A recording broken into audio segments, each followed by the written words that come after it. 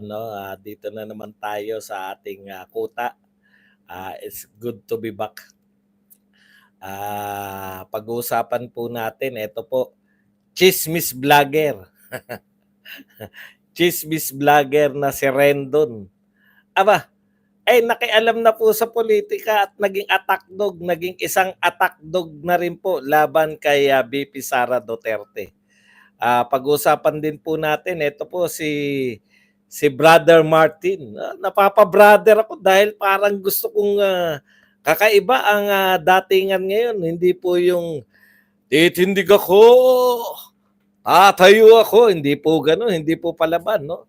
Nananawagan po siya na suportahan at irespeto si Vice President Sara Duterte.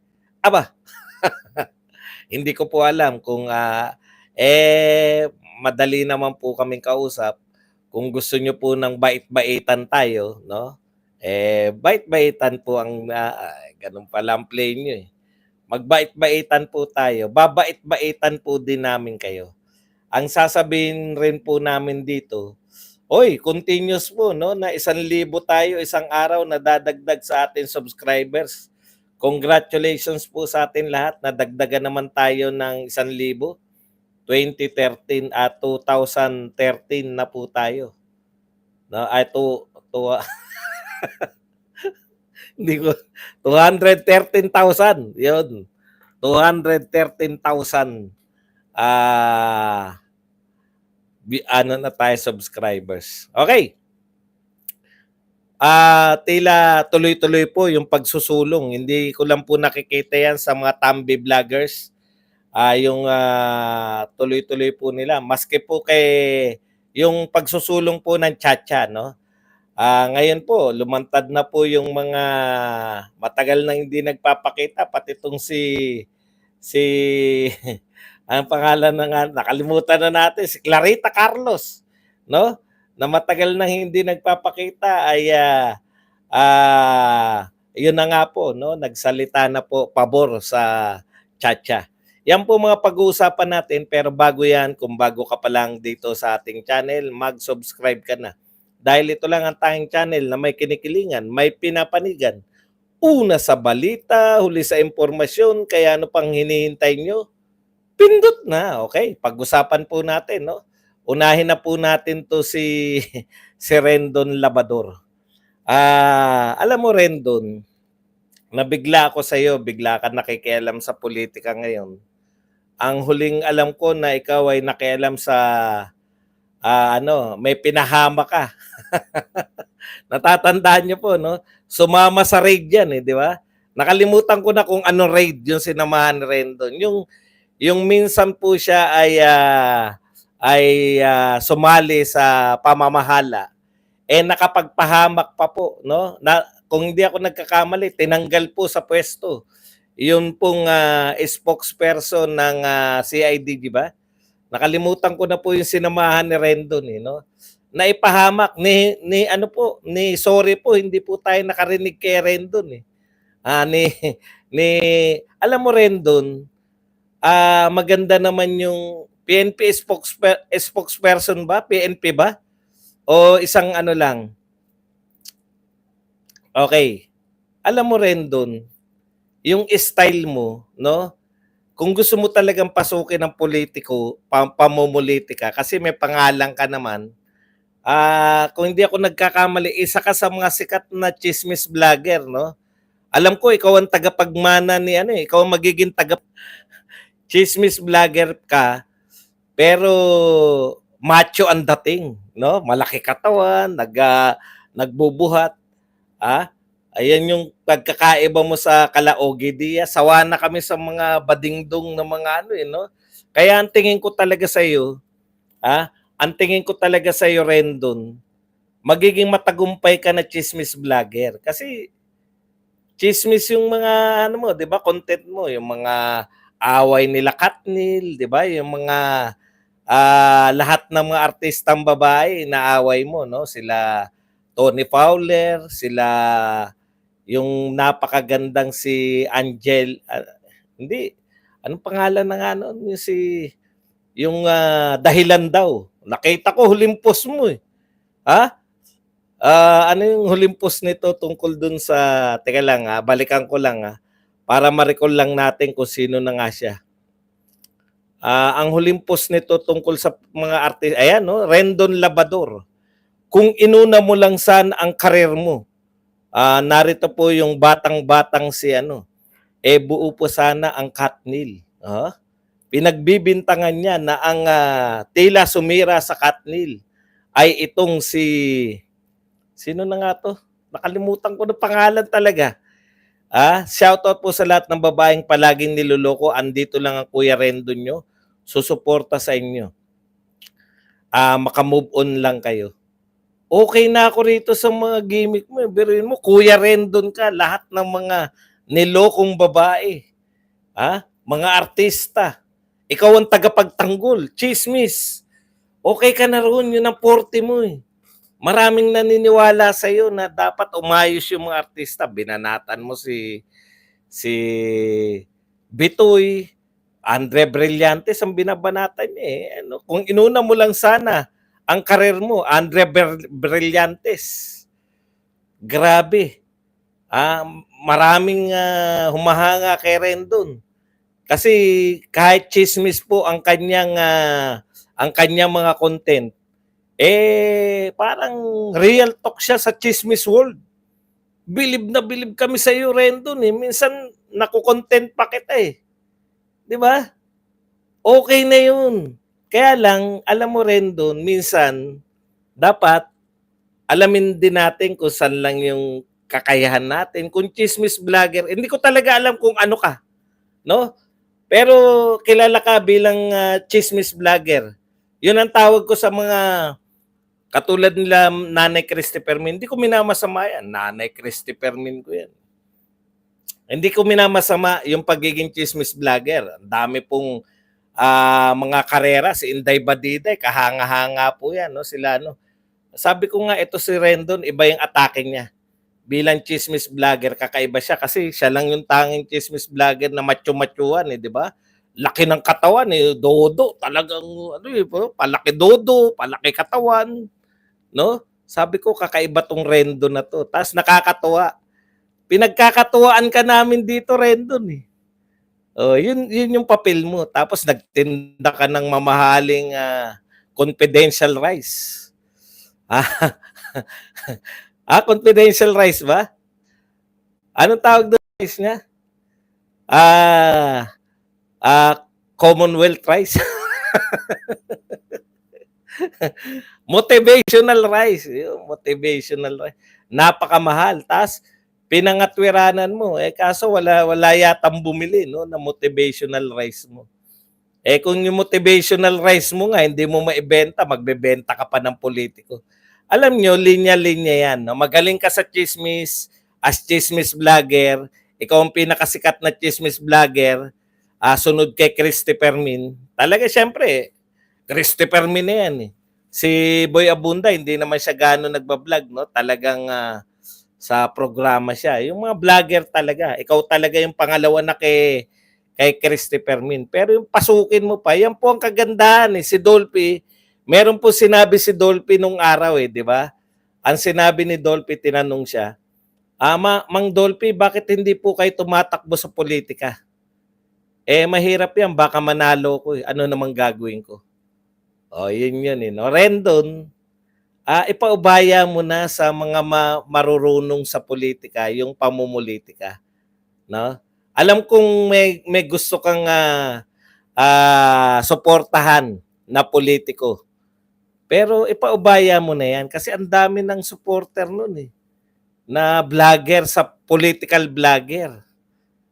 'Di ba? Kasi kung ikaw, kala mo ba yung ikaw Rendon, sa tingin mo makakadagdag ka ng hatak? Mas marami yung negatibong pananaw sa'yo. Sa chismis pa lang yan, sa artista pa lang. Ilang artista ng babae ang binanatan mo. Nagtataka nga ako sa'yo eh. No? Panay babaeng artista. Bakit panay babaeng artista nga pala ang binabanatan mo, Rendon? Bakit hindi ka bumanat ng mga lalaking artista? Tataka lang, 'di ba? Nagtataka tayo, eh. Oh, tsismis vlogger ka, panayambira mo sa mga babaeng artista. Si Bitoy nga pala, o lalaki nga pala si Bitoy. Pasensya na, pasensya na. May binabanatan nga din pala siya, si Bitoy. Okay. Ah, tingin ko ganito nakadesperado. Hindi ko po alam kung ano, mukhang hindi ko po pinagbibintangan. Wala po akong source, no? Wala po akong source na pwedeng masabi. Kaya ito po ay sa tingin ko si Rendon Labrador ay talagang kusang loob 'yan. Nakita niya. Pinopromote niya kung hindi ako nagkakamali si Speaker Martin. Alam niyo po, hindi po ako naniniwala na marami nagsabi, nagko-comment, no, nagbayad daw. Mukhang hindi naman. Mukhang hindi naman po nagbayad si Martin. Kayo naman, masyado naman kayo. Hindi po ako naniniwala. Talagang na-attract ni Martin yung mga ganyan. Sabi nga ni Rendon, sabi ni Rendon ha. Ito po sinabi ni Rendon dito sa kanyang atake, no? Pinapayuhan niya si Vice President Sara Duterte. Tignan niyo po ang payo ni Rendon. Galing din no? Magaling din ang utak eh.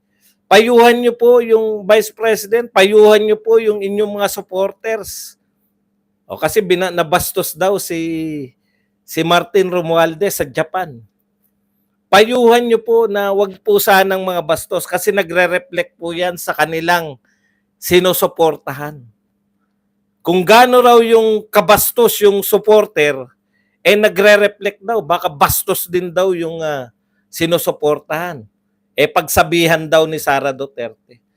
Aba, nadagdagan na po ang tagapayo ni Vice President Sara Duterte. Bilib ako eh. Tapos, yun kasi yung una ko napanood, no? Tinignan ko yung kanyang Facebook, ang nakabungad doon. Ang nakabungad po doon. Ako naniniwala ko. Hindi wala po tayo ebidensya na siya po ay mukhang kusan loob niya. So ibig sabihin, na-attract ni Martin yung mga ganyang pag-uugali. Katulad ni Rendon. Di ba? Ganyan po ang mga supporter ni Martin. Ibabalik ko sa Rendon. Ganyan ba? Nagre-reflect ba kay Martin? Sabi mo, kung ano yung supporter, ganun din yung sinusuportahan. Kayo naman, no? Masyado naman kayo. Mamaya, tanungin tayo kung sino nagbabayad, kung ano ebidensya natin. Alam nyo naman mga yan, pag wala kayong Okay. Ito lang po. Maganda kasi yung panawagan nila Nagbabait-baitan po ngayon Ito po sinabi ni Rendon sana po malayo pa ang politika. Huwag po tayo magsiraan. Huwag po tayo magsiraan. Ayaw na po ng Pilipino yung pagsisiraan. Naniniwala po kami ron. Ayaw na po ng mga Pilipino na siraan ninyo si Sara Duterte.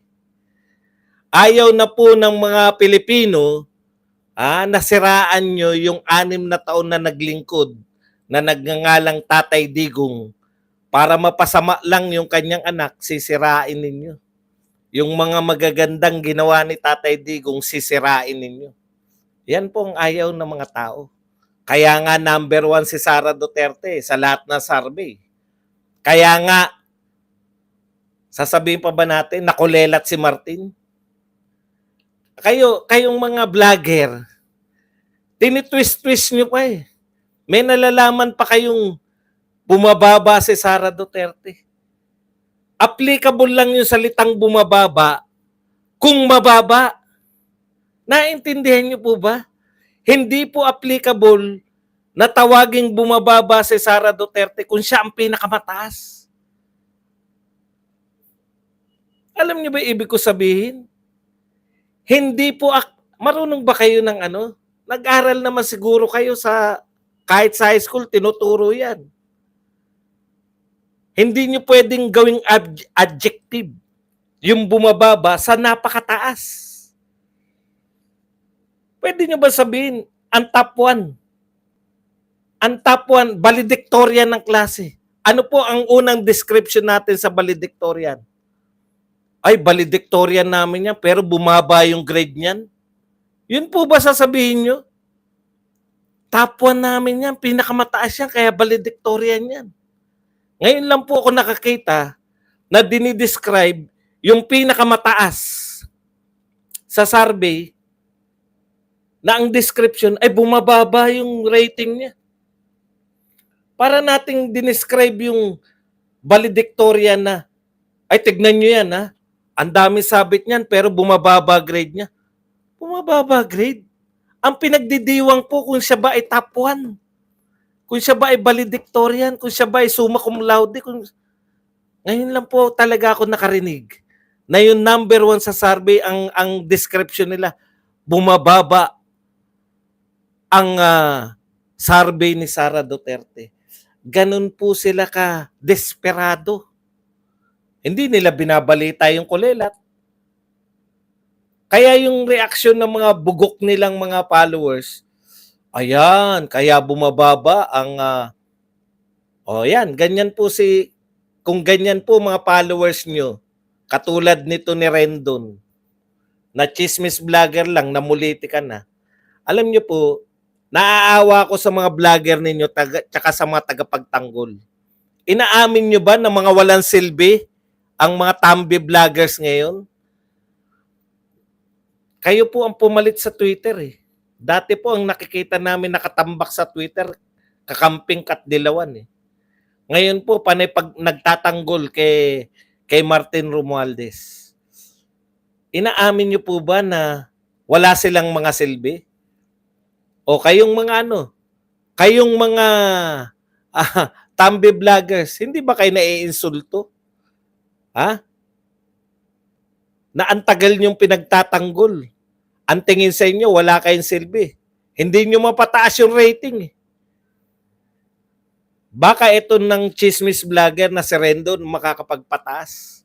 Naawa po ko kung ganyan lang po ang lalapit, kung ganyan na po ang aasahan. No? Anong uri ng pagiging popular ang kayang gawin ni Rendon? Real talk po. Yung motivational rise niya nga, hindi niya maibenta eh. Politiko pa, kaya niyang ibenta. Hindi po sa mathematics lang po, yung negative plus negative equals positive. Tama ba? Negative plus negative equals negative times negative equals positive. Pero sa tunay na buhay po, yung negative na yung pinopromote, negative pa yung nagpo-promote, putya, ano resulta niyan? Okay. Nagbait-baitan po. Ito po ang pahayag ng ating Speaker of the House. Siguro, na-realize nila na talaga bang ang dami na naiinis. Ito po ang sinabi ni Speaker of the House ngayon. Bait-baitan po. Yes. Oy, kaway ka muna. Ayan po ang aking esposa. O yan, magilapin mo na rin. Thank you. Bahala na. Tatawagan na lang kita. Sige. Sige na mahal. At hindi ako mapakali pag narito ka. Mag-uusap ba tayo? Naka-live ako. Bakit? Okay. Nawawala ko eh. Nasa na tayo? Ito po sinabi ni siguro para hindi mapahiya kasi ginawang katatawanan, no? Ginawang katatawanan yung muntik na siya masundot. Ito po ang sinabi ni Martin Romualdez, Speaker. I agree with the overseas Filipino worker who greeted me in Japan with a placard bearing a significant message. We should support and respect the Vice President. The same respect and support that we should extend to the President and other government officials. Antindi, no? Sumasang-ayon daw po siya. Yun naman pala, ang bait naman pala ni Martin, no?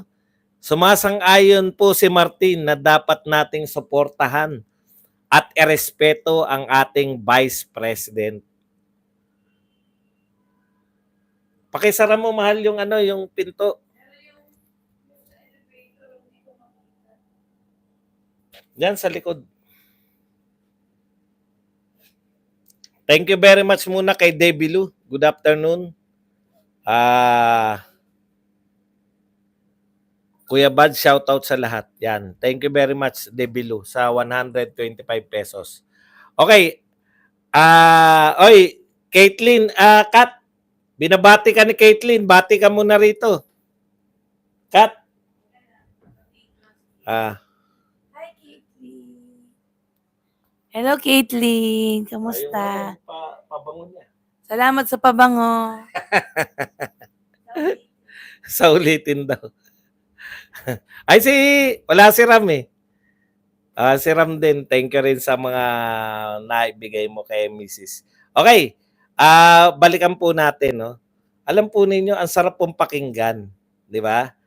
Masarap pong pakinggan, mukhang taos naman po sa puso ni speaker, pero sana sa gawa din po.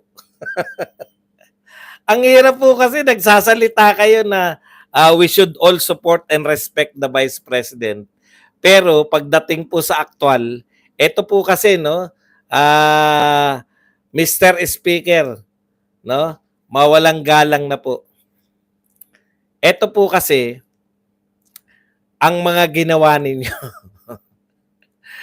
Sinasabi nyo, we should support BP Sara Duterte. Pero iba naman yung ginagawa nyo sa House of Representative. Una, tinanggalan ninyo ng confidential fund ng BP at ang DepEd. Nung panahon na sinisiraan, tignan nyo yung timing nung panahon na sinisiraan ni Franz Castro and company, no? Yung pagkakaroon ng confidential fund. Inaakusahan nila na maanomalya, pinalalabas nila na parang binubulsa yan. Yun yung dating sa mga tao na parang binubulsa yan ng mga Duterte yung mga confidential at intelligence fund. Imbis na kalmahin ninyo yung mga tao, ipagpatuloy nyo yung practice at patahimikin si Castro. Baliktad po. Inayunan nyo po si Castro. Tinanggalan ninyo ng confidential fund ng Vice President. Lumalabas tuloy sa inyong aksyon na inaayunan nyo na maanomalya talaga ang confidential fund at intelligence fund ng BP at ng Vice President at ng DepEd. O yan po sa aksyon eh. Sumusuporta kayo sa salita pero ang aksyon iba. Ano pa po? Nagpasa kayo ng resolusyon, pabor, o iniimbitahan ninyo ang pagpasok ng ICC dito. Samantalang alam ng madlang Pilipinas, alam ng mga Pilipino na yung pagpapapa, wala namang gagawin ng ICC rito. Isa lang po ang may kaso sa ICC. Si Pangulong Duterte at ang kanyang mga kapanalig. Sila lang po ang tanging may kaso. Sa makatwid, no, ang pagpapapasok sa ICC ay pagpapapasok sa mga magpapakulong kay Pangulong Duterte. Sinasabi niyong let us support. Ano yung sinasabi? And respect the Vice President. Pero ang ginagawa niyo sa HOR, nagpasa kayo ng resolusyon para papasukin yung ICC na ikapapahamak ng kanyang ama. Kung hindi ako nagkakamali, gusto na rin siyang isama sa reklamo sa ICC. Iba po yung sinasabi sa ginagawa. Kalawa, pinakulong ninyo ang host at balak tanggalan ng prangkisa ang SMNI. Na alam po natin ang SMNI ay ang tagapagtanggol ng mga Duterte. Ang SMNI na lang sa lahat ng media, ang lahat ng media, bumabati ko sa mga Duterte, SMNI na lang yung nagtatanggol.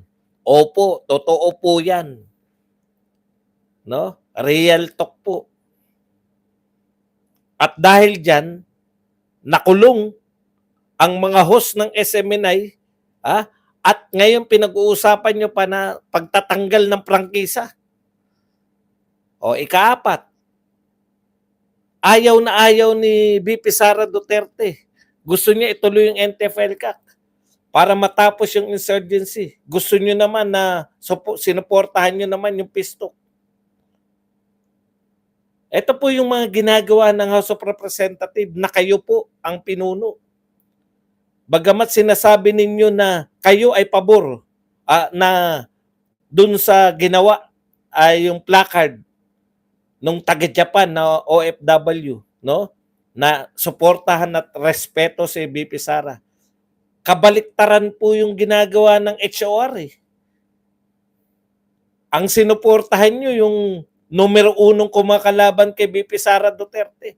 Huwag nyo pong sabihin hindi nyo alam na si Franz Castro.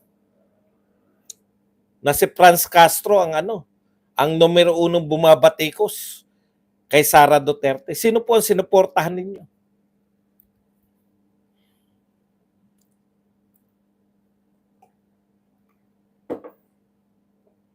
Okay. At syempre pa po, eto po, ramdam na ramdam din namin to. No? Alam na alam po natin lahat na si Sara Duterte po, kung magaganap po ang presidential election, ay iiwan kayo ng milya-milya. Hindi po kami nagyayabang. Yan po ang resulta ng lahat ng survey. Iiwan kayo ng milya-milya. Kaya po, bilang pagsuporta ninyo sa Vice President, ano po gagawin nyo? Magtsatsacha kayo. Pinsan mo na nagsabi na yung may gustong magsulong ng tsatsa ay gustong maging Prime Minister. Speaking po, no, dapat po tutulan natin yan, lalo na kung ang nagpo-push niyan ay itong House of Representatives. Alam na po natin yan, hindi po mananalo eh. Pabagsak po ang popularidad. Baliktad po yung mga binabalita nila. Yung numero uno, yun yung sinasabi nilang bumababa. Wala pa po ako nakitang nagbalita na yun ang number one sa survey. Wala pa ako nakita na yung number one sa lahat ng survey, trust rating, approval rating, at yung mga nauna pang mga survey, sa department, yung DepEd nangunguna sa trust, nangunguna sa best performing department. Wala pa po ako nakikita na number one, pero ang gustong ibalita ay bumababa. Hindi po applicable na pronoun yan. Pronoun ba tawag doon? O adjective. Pag binalikan nyo yung inyong mga English class, hindi po pwedeng yung number one ay i-describe nyo na bumababa. Okay.